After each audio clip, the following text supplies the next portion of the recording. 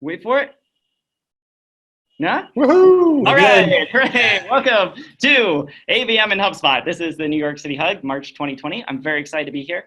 I am Kyle Jepson. I'm the inbound sales professor for HubSpot Academy. I create sales and sales-related courses here at HubSpot. They're freely available online. If you've watched any, you have definitely seen plenty of me. I have Ethan here. As John mentioned, Ethan is the product manager for ABM here at HubSpot. He's leading the charge to develop some tools to make HubSpot a more effective platform for ABM specifically. My wife tells me my eyes turn off when I'm talking. And so I don't know for sure that I will see your comments if you drop them in the Zoom, but please drop them in the Zoom if you have questions and things. My friend Ryan, who is not on camera, is monitoring, and she will Slack them to me. I have Slack open on a separate monitor, so hopefully that will get my attention. Ready, set, go. So this is our agenda for the day. I'm going to take the first half of this. I'm going to give an overview of ABM, what it is, what we mean when we talk about it. And then I'm going to introduce to you what we're calling an inbound approach to ABM. Ethan and I and others here at HubSpot have been working on how to make ABM. There's this idea out in the world that ABM and inbound are somehow at odds with each other, and we don't believe that, and we're trying to disambiguate that. Here, I'll give you a bunch of tactical steps you can use to get started, and hopefully that'll be helpful to you. Then I'm going to pass it over to Ethan, and he'll give you some examples of successful ABM campaigns he's seen, some of which he's even been a part of. And then we'll talk about the tools we're building in HubSpot, the foundational tools that are already there, and the roadmap moving into the future. And we will end with a Q&A. So before we do all that, I would really like to start with an icebreaker. Help me understand how much you know about ABM. So the question is, on a scale of 1 to 5, how much do you know about ABM? And 1 is you don't know anything, but you're excited to learn. And 5 is that you should be teaching this webinar instead of me. The other 3 numbers are somewhere in the middle. I'm going to start the poll. Launch poll. Ta-da. Are you guys seeing the poll? Yes. Cool. Oh my God, that's so cool. Whoa, seeing it update in real time. If I got your camera guys. updating in real time.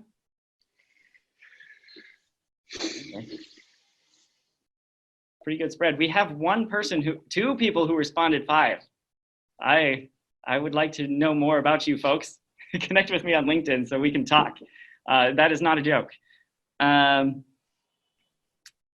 Cool. Looks like it's sort of evened out. I am going to end poll and share the results. Ta-da. Are you seeing this? So 3 is the winner, apparently. 2 and 3 are basically tied. Lots of people in the middle sort of skewing to the left. But we have a healthy number of 4s and, like I said, a couple of 5s. So that's perfect. This is a great session for all of you. And we are excited to get your input on how helpful this is and any questions you have so we can build more content to be more helpful in the future. So let's hop into this ABM overview, what ABM is, what we mean by that. If you've been paying really careful attention to HubSpot for the last few years, we have been talking about ABM a little bit. We've partnered with Terminus and others. We've done some webinars. We've made some blog posts. But really, the main feedback we've gotten is that we're not doing enough and we're not clear enough and you want more. So this year, 2020, is really the year of ABM. You're going to be seeing more content from us. You're going to be seeing more tools from us. We're going to be tackling this head on. And this presentation actually is the kickoff to all of that. This is the first of hopefully what is many. We'll see how many Hug meetups there are in this year, but we are going to be talking about ABM. So let's start at the basics. What do we mean when we say ABM? ABM acronym means account-based marketing. It's a B2B strategy, business to business, where marketing and sales work together to close big complex deals at a discrete number of target accounts. And so ABM is really just a subset. There are a lot of different B2B strategies out there, and ABM is just one of them that you can choose. And most B2B strategies share some basic best practices. ABM is no different. But what makes ABM a really good fit for you, or not a good fit for you, as the case may be, is if you are doing really high touch, high value deals. If these are big deals with a lot of people involved and a really high priced product, then ABM is probably going to bring a lot of value to you. Whereas if you're a light touch, especially if you're a touchless e-commerce sort of shop, ABM is probably not the right solution for you. It would probably be overkill. So ABM is a good fit. If you're selling high value B2B products or services, has to be B2B, account based. The focus is on accounts. And there's really no analog to that if you're selling directly to consumers. To a finite number of prospects. This is really going to work well if you are hunting really the biggest companies in the world, and there are only a handful of those that are big enough to get value out of your product, or a really niche sort of industry where there aren't that many prospects. Have a multi-person buying committee. A lot of what you're going to be doing is focusing on assembling the people around the table who are actually going to get this deal across the table, because for these big complex deals, it's almost never one person buying it. They don't just whip out their credit card and pay for it. You got to get cross-department approval. You need to figure out who those people are, bring them together. ABM is really great for that. And then that requires ongoing personalized engagement. ABM allows you to get deeply personalized because you're so focused on a select number of accounts. So, Kyle, do you mind if I jump in really quick? Jump in. I was just going to say that, like, I think Kyle's totally right when he talks about the sort of companies that are good fit for ABM. But I also want to say that, like, we use this archetype of the customer that has, like, you know, a finite number of prospects, and you have like a really big buying committee. But it's worth pointing out that, like, that actually is a lot of businesses. You know, like, you don't have to be selling to Coca-Cola to use ABM. It's just that, like, people who are selling to Coca-Cola should definitely use ABM. But if you're selling a product where, you know, there are multiple buyers, more than 3 or 4, this is something that's really impactful for you. And I just like to say that so we understand it's like a spectrum. Absolutely, yeah, and it's not an all or nothing sort of thing either. HubSpot, we pride ourselves on focusing on small and mid-sized businesses, but we do sell to companies that have up to 2,000 employees, and for that we use a much more ABM sort of model as compared to the little 2-person companies we sell to. They just sort of self-service, and so you can use a mix of this to meet your needs. But if you use ABM, you're going to see 3 main benefits. The first is you're going to close bigger deals. Because you are focused on these bigger deals, you're naturally going to see deal size increase. You're going to see better collaboration, particularly between marketing and sales, because one of the core features of ABM is that instead of having a marketing department over here and a sales department over here, and never the twain shall meet, you make these little task forces that are focused, a mix of marketing and sales, and we'll talk more about that at length a little bit later. And then finally, sales velocity. Big deals don't move quickly, and that's never going to change, but you will see your biggest deals move more quickly because of your increased focus, because of your increased collaboration. You'll be more efficient, and deals that used to take a really long time will take a much less time. So that's the high-level overview of what ABM is. Let's get down to the tactics of our inbound approach. Now, when I was envisioning this as an in-person workshop, I was going to bring printed workbooks, and you were going to do activities and mark it all up. I still want you to have that. I have the workbook as a PDF. We will be circulating that with this recording, and so I'm just going to. I've taken the activity slides out of here, but I'm going to go through this 5-step process, and I want you to be thinking about how it applies to you. And then if you're really eager to jump in and give it a try, look to the LinkedIn group, look to wherever we publish this stuff. We'll make that workbook available to you so you can tailor this approach to your specific situation. But first, let's talk about what inbound is. This is HubSpot's newest official definition of what inbound is. Inbound is a method for growing an organization by building lasting relationships with people and helping them reach their goals. And the whole idea here is that you succeed most when your customers succeed, when you help them succeed. And when you take inbound as this sort of broad philosophical idea, there's nothing about it that's at odds with ABM as long as this is your mindset, right? Just like you can do volume-based marketing in a good way or a bad way, you can do ABM in a good way or a bad way. If you've heard HubSpot talking about inbound in the last couple of years, especially, you probably heard us speak of it in terms of a flywheel, where you attract people to your company and you engage with them, and then you delight them so much that they go out and attract other people to your company, either by referring people to you directly or by writing positive reviews online.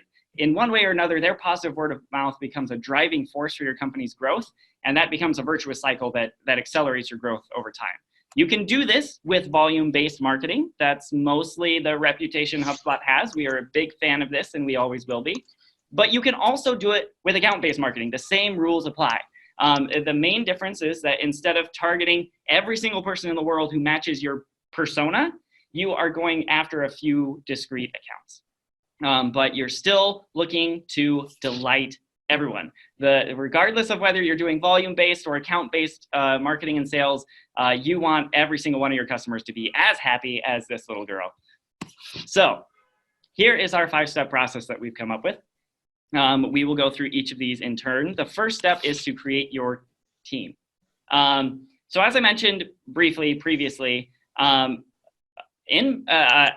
requires a different sort of structure in your marketing and sales organization. There's this idea of a task force, which in ABM means a team of at least one marketer and at least one salesperson that markets and sells to an assigned list of target accounts. And they are focused exclusively on those accounts. They treat them as though they are the only businesses in the whole world.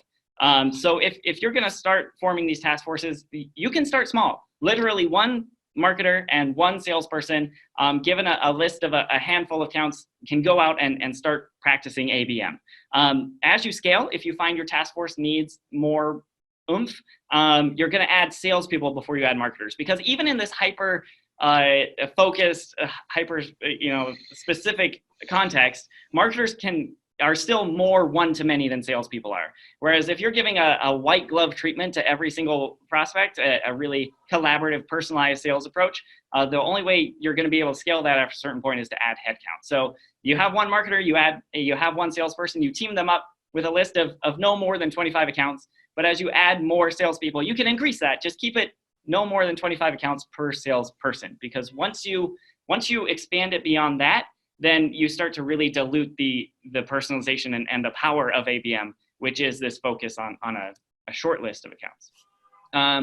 So once you have your task force, it's time to identify your target accounts. I've been throwing this phrase around a lot, target accounts. Let's define it real quick. Target accounts is simply just a set list of named companies that marketing and sales have jointly decided to focus on. And that can be defined really in any way you want to. You may be familiar with the idea of an ideal customer profile. Many companies have something like this, which is it's kind of like a persona, except for companies instead of people. It's just a list of attributes that a company needs to have to be successful as your customer.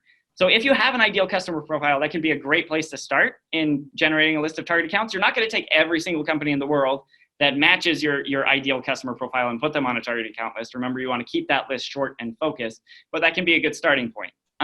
However, if you don't have an ideal customer profile, that's not necessarily a prerequisite to getting started with ABM. There are lots of other ways to identify target accounts. You might look at what companies are visiting your website today. Are there noteworthy companies that are trafficking your website a lot, and maybe you should be talking to them since they seem to be already engaged. Look at your current deals. Are there big promising deals that are just taking too long to close? And if there was additional focus and resources for just those specific deals, would they close faster? You might want to create a task force for them. Similarly, you can look at your historical deals. In your last sales cycle, what were your 10 biggest deals? And look at the companies they closed for, and what do those companies have in common? Are there other companies like that out in the world? Could you identify a list and give it to a task force? That might be a great place to start.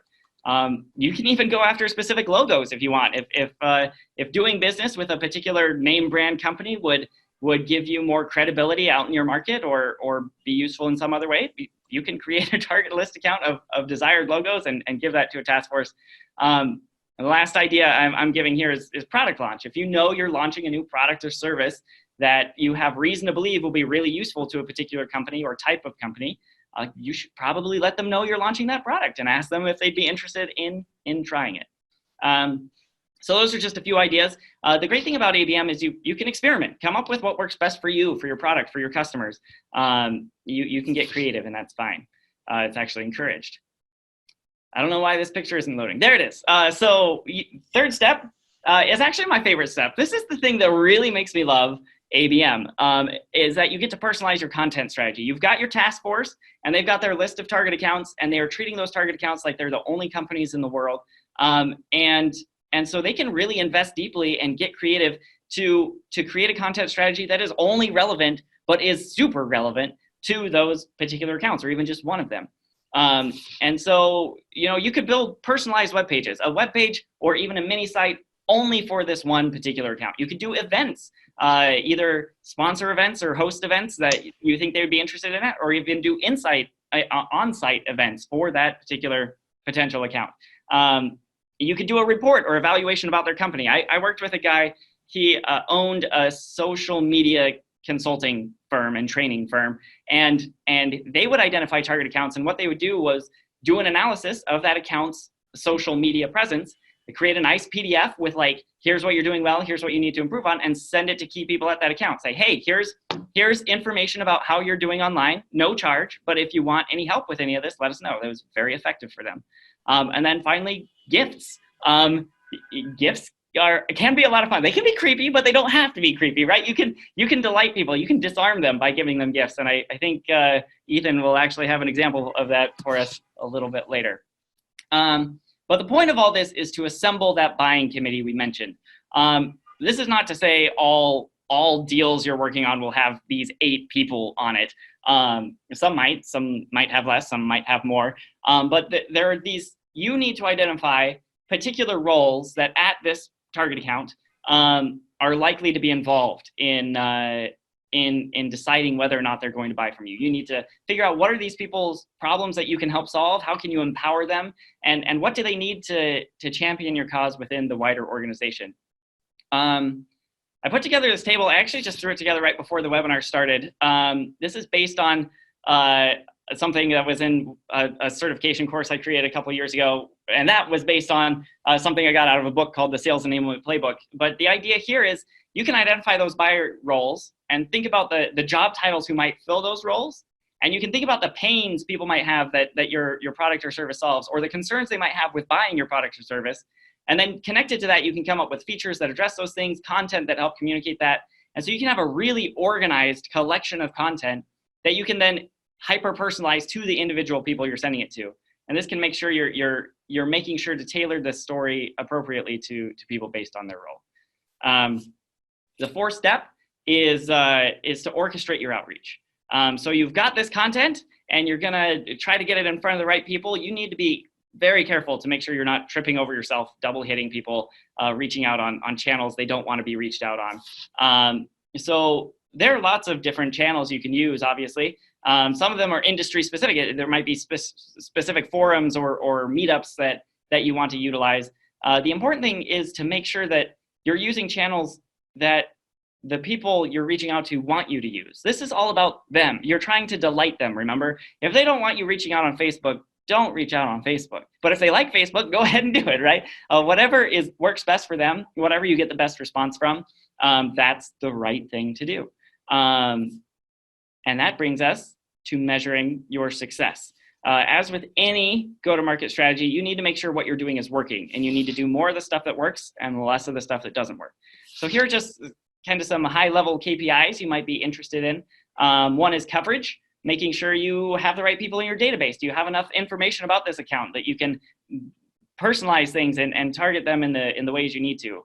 Awareness. Do your prospects know that your company exists and does the thing you do? And if not, how can you increase that awareness? This is a place where happy customers really come in handy because they can spread the word about that. Engagement. How engaged and interested are your prospects? You really need to pay careful attention to this. I mentioned I love the personalized content strategy of ABM. But there is a danger that you get overly creative and overly personal or personalized. And you need to make sure that your outreach is really engaging for people. They like it, they're delighted, they spread the word, and it's ultimately being effective for you. And then finally, reach and influence. You just got to make sure you're reaching the people you want to reach, and you're doing things that actually move deals forward and drive revenue. And if the things you're doing aren't working, stop doing them. And if the things you're doing are working, optimize on them. Figure out how to make them work better. So that's my spiel. That's the 5 steps we've come up with. You create your team, that little task force we talked about, 1 marketer, 1 salesperson. You give them a list of target accounts, no more than 25 per salesperson, and you can identify those and define them however you'd like. Then you come up with a personalized content strategy that's specific to the account or accounts you're reaching out to. You orchestrate your outreach, make sure you're using the channels that are most relevant and helpful to the people you're reaching out to. Finally, you're constantly measuring your success and iterating and improving. So I talked pretty quickly. That's the end of my section. At this point in my life, I don't even know where the Zoom chat pane went. So if you have questions, I'm happy to take a little breather here, swallow a bit of water. but I can't see a thing because this is full screen. So Ethan, if you see questions coming through, throw them at me. I think we're good for now. I mean, we have the QA session at the end too. Cool. So are you cool if I take over, Kyle? Go for it, yeah. Awesome. So nice to meet everybody. My name's Ethan. Like Kyle said, I'm the product manager at HubSpot who's responsible for taking our ABM solution to market. I also wanted to let you guys know, as kind of a fun fact, that I'm actually already in New York City. I've been here since Monday. So if anyone's interested, this is the Rollworks office. I'm here with our friends at Rollworks, although they're not in the room with me, which is why you can hear Park Ave outside as I'm giving this presentation. But so what I wanted to talk to you guys about is I'm going to take you through some examples of some successful ABM campaigns that we've seen customers run.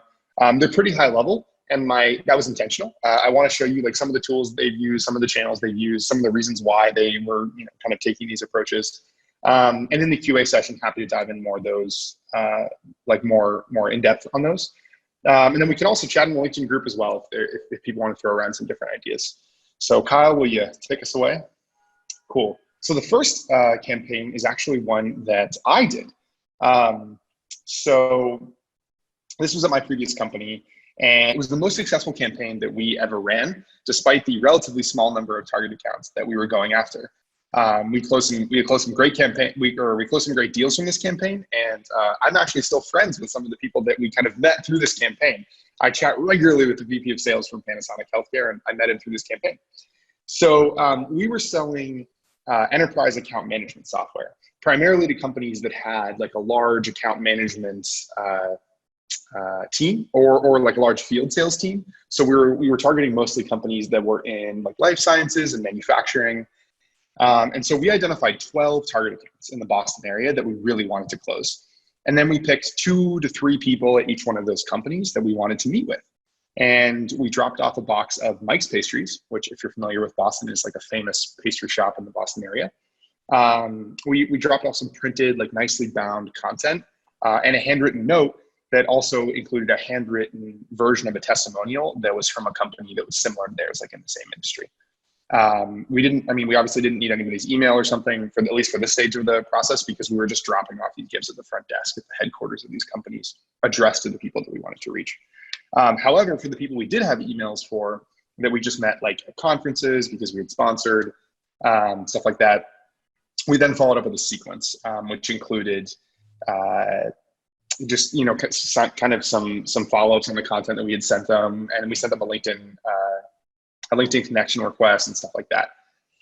It was an incredible campaign. Like I said, we had like a 58% meetings booked rate. We closed quite a bit of revenue from that. So it was awesome. It was a great campaign. How about the next slide, Cal? Oh, sorry. No, it's cool. So the next campaign that I want to talk to you guys, one thing I should say about these campaigns, each one's going to be really different because I kind of want to expose you guys to the different tactics that you could use and some of the tools that you would use in HubSpot to do these things. So this campaign actually came to me from a partner who provides ABM services to a company that sells logistics management software to like really big retail brands. So think like Reebok and Nike and people like that. So in this particular campaign, they targeted 150 brands. They then segmented those brands by industry. So like beauty, auto, homeware, and then they created content that was very unique to those particular industries. And I mean, those segments were like, there was groups of 3 or 4 customers in each one of those segments. And for some of the largest accounts, I think for like the top 10, they even created content that was unique to each brand itself. And that worked for them. They had a really effective campaign. But I think one of the interesting things to notice in this particular campaign is it was really expensive for them. They continue to do that today. They've also experimented in Europe with doing geographically kind of targeted ads at the headquarters of certain sorts of companies to stay GDPR compliant. They really love the approach. It's just really expensive. It costs them about $75 per click to do this. So it works great for them. But I think that, for other people, that might not be the best fit. Next slide, please, Kyle. And this last campaign that I want to show you guys is, it comes from a HubSpot customer they're a Quebec-based SaaS company, and they make a solution for the home care industry. So people who are kind of helping the elderly at home. And they sell pretty broadly to thousands of mid-sized companies. So they actually don't only sell to big brands, they sell to thousands and thousands of companies. But they did pick 60 target accounts that were very large operators in the space that they really wanted to close. And so this customer, for these 60 target accounts, they ran LinkedIn ads. They did a few in-person events over the arc of the year that were targeted at those target accounts. But the thing that I want to kind of draw your attention to is their use of playbooks, which is a tool inside of HubSpot, because I think it's a great example of how marketing and sales can get together and actually drive not only like more deals, but also faster deal velocity. So deals that close faster. And so they use the playbooks tool basically to offer guidance to each one of their sales reps for like specific moments or particular campaigns as they came up in the sales process. So maybe like the decision maker joins and they have a playbook that covers, here's the content that we want to provide to this particular sort of decision maker. And the playbook also had some questions that they wanted the rep to ask that collected key pieces of information from like their discovery calls and stuff like that, that was then written back to the company record for that particular target account.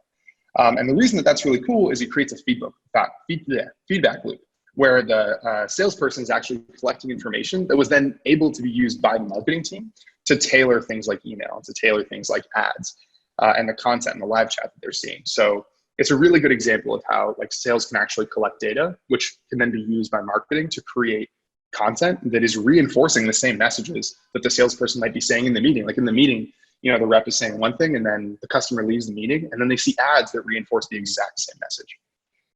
So they've seen a pretty significant bump in engagement with their target accounts when they look at web traffic, which is one of the core ways that they measure success. Let's do next slide, Kyle. So I think, Kyle, I think we might actually have to skip the next couple slides because they're the properties, or I could talk about the properties too. But why don't we stop there for a second? Does anyone have any questions about those campaigns? Again, I know that was really high level, but we'll be able to dive in both at the end. But I thought I would kind of take a break for a second and ask if anyone has any questions. So I'll wait for like a minute or two, or I'll wait for 30 seconds to see if anyone has any questions. Let's see. Checking the QA. Oh, wow.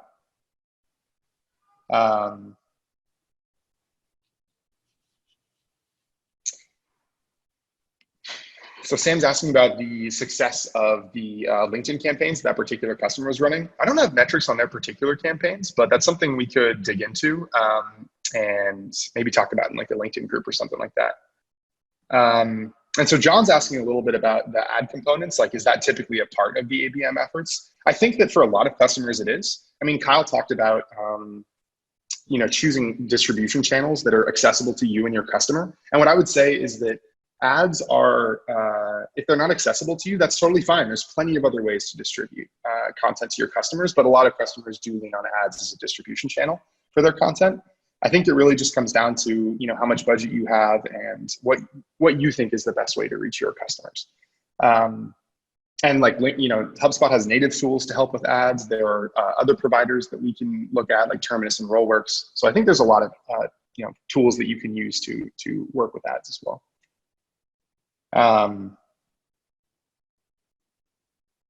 Cool. So Miguel says, can you speak more to gifting? And this will be the last question before I move on a little bit.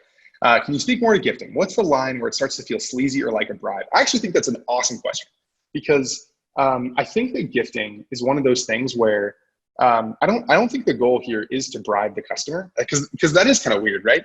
That's an awesome question. I think the goal is to communicate value in a different way. Like for us, when we were dropping off those pastries, I don't think that anybody was bribed by our cookies to meet with us. I think that it was showing them that we took the time to kind of do something that would have them pay attention to us. But really, the thing that we were offering was the content, and we were offering the testimonial that was unique to them. So what I would say is that if you're spending a lot of, I would say if you feel like you're bribing your customer to talk to you, then it's probably a bribe. I won't pass judgment, but I would say that I think that the best gifts in particular are the ones that kind of you feel like are meaningful and help you communicate what's unique to you. All right, so I'm gonna keep going. Kyle, should I cover the properties or do you want me to skip that and move on to our roadmap? Whatever you prefer. I can do either. Okay. Let's keep going. I'll talk about the properties. Cool. So Part of the reason we included this kind of odd, like, why are we talking about properties right now when we talk about ABM? Like, that's kind of weird, right? Like, don't we want some exciting big features? But when we were starting to think about how to build the ABM tools at HubSpot, one of the things we realized is, like, we have so many tools that are already available to you natively. We need a way for you to kind of use these tools in a new way. And so we have 3 different properties that are sitting at, like, the foundation of doing ABM at HubSpot. So the first one is this new property called Target Account. And it basically is just like a true false checkbox that you'll be able to use to mark who your target accounts are. And it seems kind of funny, but it's actually really important. Like, when sales and marketing is getting together to pick who their target accounts are, we need a way for you to mark that and record that. And one that gives you a way to organize, but it also gives me, as the product manager, many things that I can do to support you because I know who your target accounts are, right? Like, I can provide you new features. I can provide you reporting. When you use our ecosystem partners, like, they know who your target accounts are. So there's a lot of value to doing that. Next slide, please, Kyle. Ooh. Uh-oh. Here it is. So the other property that's important to think about is this new, it's actually a contact property called Buying Role. And this is a property that can be used by sales mostly to kind of map who is a part of the buying process. And Kyle talked about, the different people that are involved in the buying process a little bit earlier. And this is a way for you to represent that in HubSpot. And I think that's super important because, one, again, it allows for, like, tighter collaboration between sales and marketing around, what message do we want to send to what person. But also, for salespeople, it helps them kind of stay more organized, and as managers, it helps us make sure that we're, making sure that our reps are talking to the right people and staying on top of the right people. But then, so there's value for sales, but there's also value for marketing too, because you want to make sure that the people you're attracting are the right people. And this is a great way for sales and marketing to work together to help marketers understand, like, are the things that we're doing attracting the right people, and, what does our buying process actually look like? So, next slide. Kyle covered ideal customer profile pretty well. I won't spend a lot of time on it. I think he's totally right. Like, it's kind of like a persona for companies. It's one of the tools that we see customers using to segment their overall database and kind of figure out who they want to mark as target accounts. But, if it's helpful to you, that's awesome. I highly encourage you to use it, but it won't break anything if you don't use it. All right, let's keep going. So for this stage of the webinar, we wanted to give you guys some insight into our roadmap. We appreciate you guys attending the digital experience, and we want to give you a look under the hood to kind of understand what's coming, because our ABM product is in progress. We launched kind of what we call the fundamentals of ABM. It was like the properties and some of the out-of-the-box experiences around reporting and stuff like that in January in open beta. But we have many more things coming down the pipe that should be launched in the middle of the year. So we'll talk about that a little bit. Of course, I'm a product manager. I have to say, disclaimer, this is early and subject to change. If you could keep as much of this information private, I would appreciate that. But I won't give you any information that will be too damaging. So I really think that there's, like, 2 streams of work that we're doing when we think about building the best ABM platform at HubSpot. So one is that, like Kyle said in the beginning, ABM is not like a new thing. It's just kind of a subsection of B2B marketing and B2B selling. And so we have to make, at least in HubSpot, the company more of a first-class object. So over the course of the year, you will see us make investments in that regard, like company lists and company fields and forms and company-level advertising and stuff like that. So keep an eye out for that. But then there are things that we're working on that are totally unique to an ABM process. So there are things that we're building that are totally unique to sales and marketing getting together and building an amazing experience for a subsection of the companies that you're targeting, your target accounts. And I'll go into kind of, what those are as we go forward. So next slide, please, Kyle. So there are 3 major themes that we're kind of building towards as part of our ABM product. There is helping marketing and sales collaborate around their target accounts, which we think is crucial. We want to help you provide a more personalized buying experience for those customers. And then we also want to give you really effective reporting so you can answer the questions that you need to answer about, again, what's working, what's not, how do we iterate, stuff like that. Next slide. So I put collaboration first because I actually think it's the most important. I think that one of the things that a lot of folks are missing in the market is that we talk a lot about, like, what's the best way to market to, like, what's the best way to do, enterprise marketing and ABM. And then we talk about what's the best way to do enterprise selling. But I think one of the things that we're missing is like, what's the best way to buy high value products? And when you look at the best way to buy, I think what what our customers really crave is an experience where marketing and sales are one, and they're talking to each other, and they're providing, and it's not disjointed, and there is no real handoff. And so one of the things that we're working really hard to do at HubSpot is give, you, the sales and marketing departments, a way to collaborate around your target accounts so that you know what's going on, and the left hand knows what the right hand is doing. And you can ask good questions, and you have access to the data that you need. And so there's 3 big features that are going to pay that off. One is we're going to have a new home where sales and marketing can both come to look at all their target accounts. And that's going to have some cool data that you probably haven't seen before. And I'm excited for that. The next thing is we're going to have a new view of a company on the company record called the account overview, which again is going to provide you just like a really granular look at like what's happening in this particular company. And on the marketing side, it'll give you information you probably aren't used to looking at, and on the sales side, it'll help you, figure out who you should be talking to and how to personalize that outreach to make it effective. And the last thing is that this is kind of pending investigation, but we're also going to work on our Slack integration for our customers who use Slack to help you collaborate around your customers in the way that you naturally do and that you're used to doing and that you're kind of doing already. So you should see some investments there. Next slide. So we're also going to help you provide more personalized tools. We actually think that a lot of the investments we're going to be making are kind of around product marketing, because we think a lot of the tools are already there.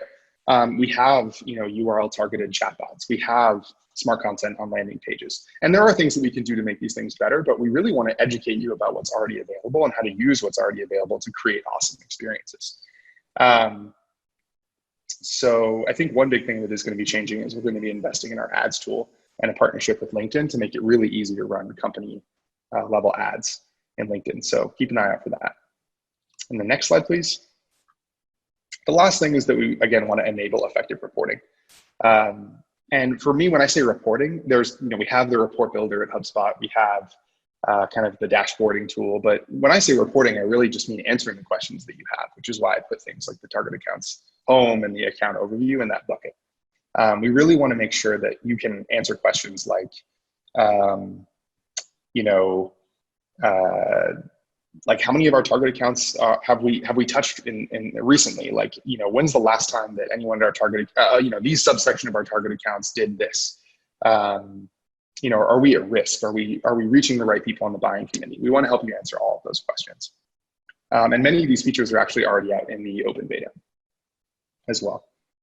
Let's go to the next slide. So one thing I wanted to cover with you guys too is omissions, because there's many things that we aren't building. And I want to let you know so that you can, and we have partners in the ecosystem who solve all of these omissions, but I want to let you know that so you kind of know, again, what we are and what we aren't building. So I'll just run down the list here. One thing is that we're not building a native gifting platform, at least not right now. We're not going to build advanced account-based advertising functionality. So we're not going to maintain our own large ad network. We're going to rely on partners like Terminus and Rollworks and Demandbase to fill that gap for us. We're not going to build graphical org charts. We're hoping to lean on ecosystem partners like OrgChart Hub for that. And then we're also not going to build a native events platform in HubSpot, which what I mean by that is like, we're not going to build Eventbrite, but we actually are going to do some work on how to represent physical and digital events in HubSpot so that you can see those activities and do more of them and report on them in the way that you want. We're not going to do contact information. I don't think HubSpot's probably ever going to do that. And we're probably not going to recommend new companies to you that are not in your database yet. And the last thing is we're not going to build an offsite intent data platform, meaning that we're not going to scour the web for who's looking at, who's searching for your sorts of products and feed those people to you. Again, we'll probably rely on external vendors for that. However, we do want to get really good at on-site intent. So you'll see that in some of our features, looking at who is on your website and what pages they're looking at and how you can personalize your outreach to those sorts of people. So that's my product update. Maybe we could jump into some QA. Yeah, so I'm gonna stop sharing my, no, I'm going to stop sharing my screen if I can figure out how. And I'm seeing there are actually two different places people are putting in questions. There's the chat pane and there is an actual Q&A section. Most of these seem to be for you, Ethan, the product thing. So I'll let you catch up on those a little bit. John, we are coming up on time here. Do you want to drop the NPS survey into the chat so if people want to leave, they can fill that out before they go? Yeah, that sounds good. I will throw that link in there. And again, anybody who participated, I just appreciate us getting some feedback on if you appreciated this. I'm going to throw that in there now, and we'll follow up again in the LinkedIn group. Really want to encourage everybody who participates here to go and join us over there. That's where we can continue this conversation. So thanks very much, guys. I appreciate it. Cool. And I just see a question just came in. Will you send the deck out to participants? Yes.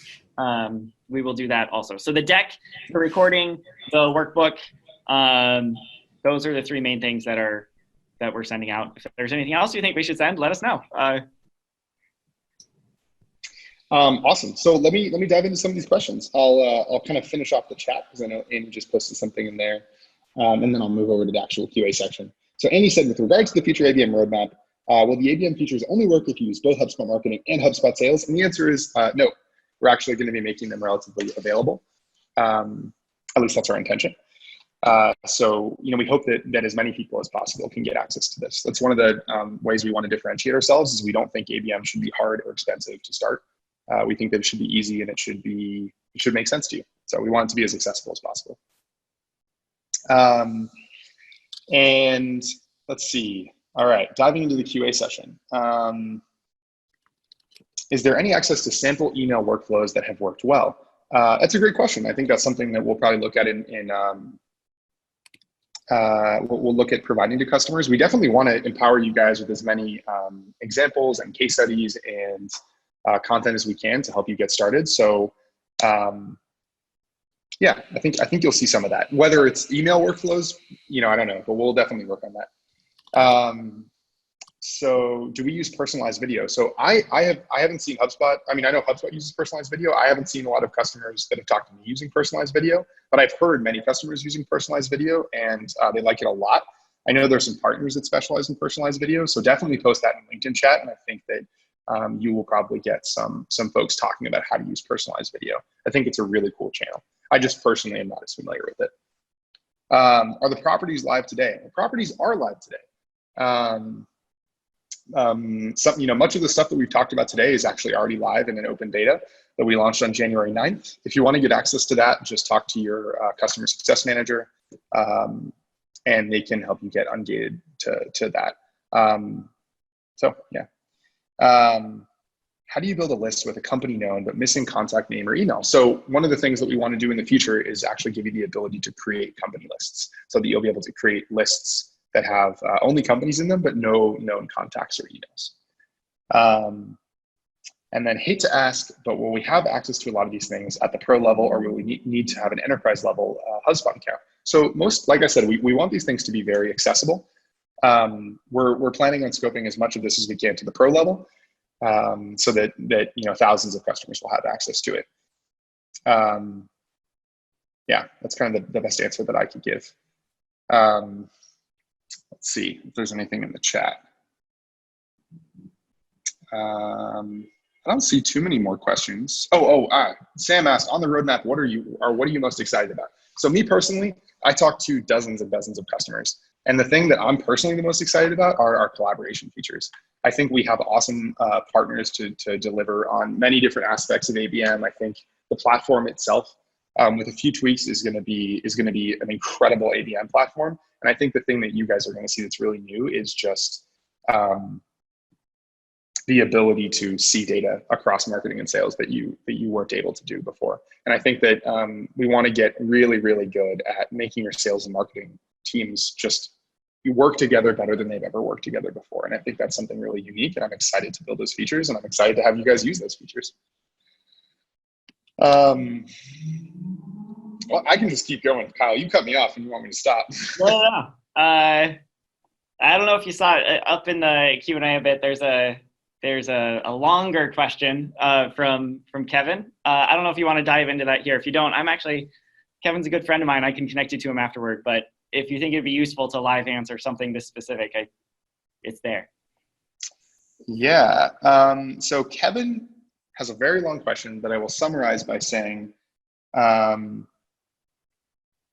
that Kevin's asking about scoring, particularly engagement scoring. So this is a really important thing as we think about engaging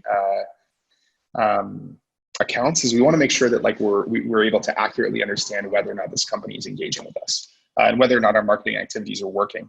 And the short answer to you, Kevin, is one, company scoring is actually now available in beta. It's in that open beta I was talking about that you can talk to your CSM to get access to. And then we're also hoping to make some improvements on how you can use company level, web data and stuff like that. So let's stay in touch about that. Let's see.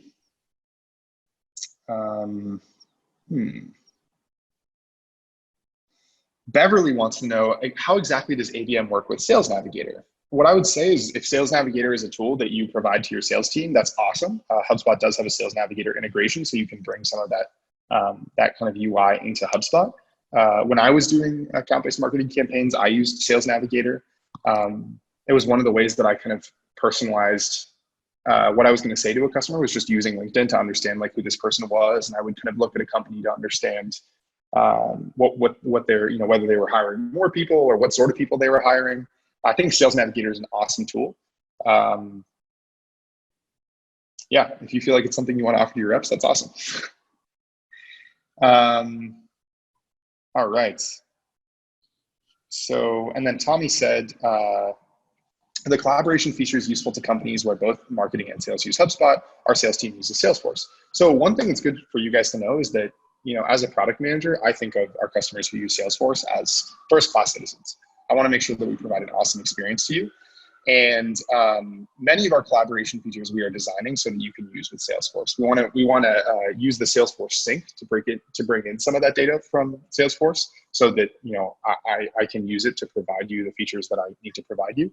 And then also we want to help you collaborate. It's probably a dangerous thing for me to say, but we also want to help you collaborate outside of HubSpot too, because you're already doing it. Like, we want to give you the ability to collaborate in Slack, and maybe in the future things like Microsoft Teams or Asana. We want to make sure that you have as many avenues to put stuff into HubSpot as possible, and we want to make sure you have as many avenues to pull stuff out of HubSpot as possible. So definitely you're going to be able to use those collaboration features even if you use Salesforce. Cool. I think we covered most of it. Yeah, I think we've got it, and we are at time here. Please, everyone, fill out that survey. Look for the recording, the deck, and the workbook to be circulated on the LinkedIn channel or group, and probably other ways. As on your way out the door, if you have any requests of content you'd like to see from HubSpot Academy, I can promise that. Just drop that into the chat. I am eager to hear what sorts of things you're looking for, where you think we can provide you more value.